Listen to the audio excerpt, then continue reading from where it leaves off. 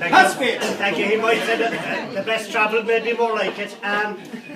Father Matthew, with his hand out, he's saying, I used to drink since I was that height. That's what he used to hand out there.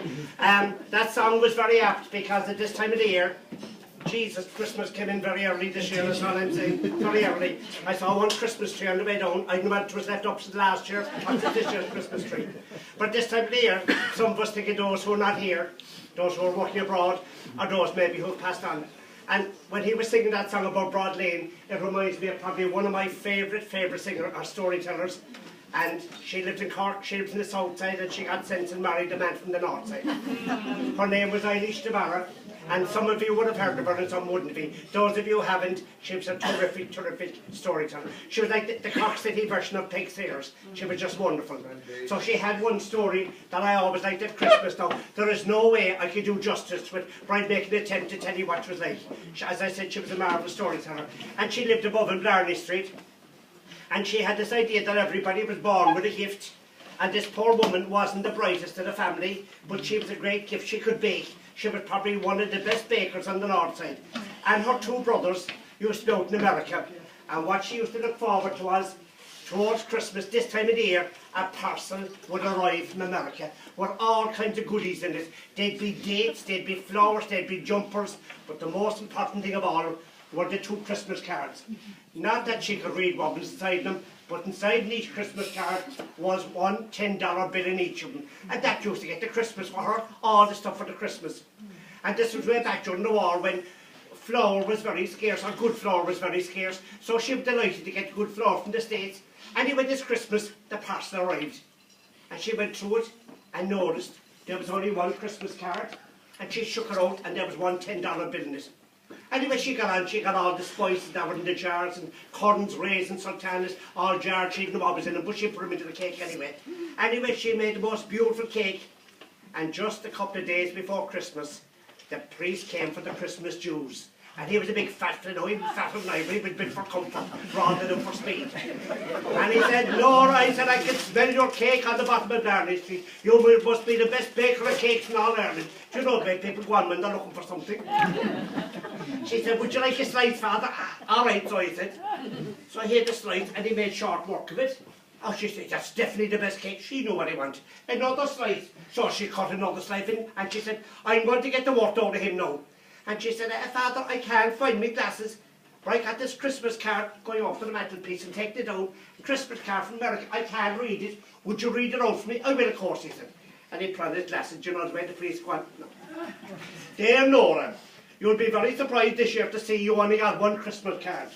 That was because your brother Teddy passed away in America. I'm sorry to give you the news and the fact that you'll only get one $10 bill. His last wishes were that his remains would be buried in Cork and I'd close his ashes in the green jar that was there. Oh Jesus, she said, Father, my poor brother. And the priest said, we better say Dick of the Rosary. And she knelt down in front of the cake and said the Dick of the Rosary. And when the priest left, she wrapped up the cake, went up to Cork and buried it in the family grave.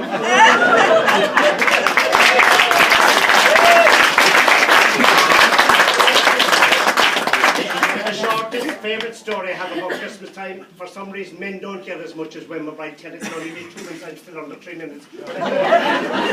in all time. And some people know the story, I might have mentioned it a few times, but it was about this couple and they were mad about each other. Oh God, they had it very bad. They were mad about each other. But of course, times are bad, like they are now. I suppose for some people, they had no money. And they used to do a thing that's getting very popular again. It's called window shopping. You look but you can't buy. So the first shop they went out was a shop with every kind of brush and comb that you ever saw in your life, because she had the most beautiful blonde hair going halfway down her back. Oh, she was gorgeous, and they used to be wearing all the different brush and comb sets. But there was one set in the middle that stood out above the rest of them. It was inlaid with turtle shells and ivory. It was absolutely gorgeous, and the dearest brush and comb set out in the shop. They knew they could never afford it. So the next shop they went down to was a jeweller shop, because he had a pocket watch, but he had no chain for it, and he used to be wearing the gold chains, the white gold, the silver chains, knowing they could never afford it. And it was late Christmas Eve, almost Christmas morning, when she came in out of the wind and the rain, with her coat and scarf wrapped up and all, and she all excited. And she said, I got you a present. He said, I got you a present too. She said, you go first. And he hands her the parcel, and when she opened the parcel, the tears come down the side of her face. There was the brush and comb that she always wanted.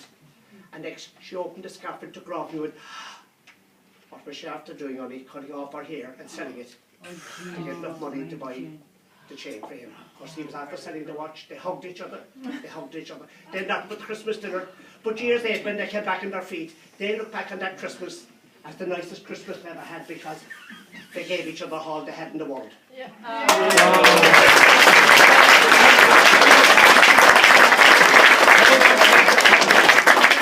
Now, what I tell you, let's do it.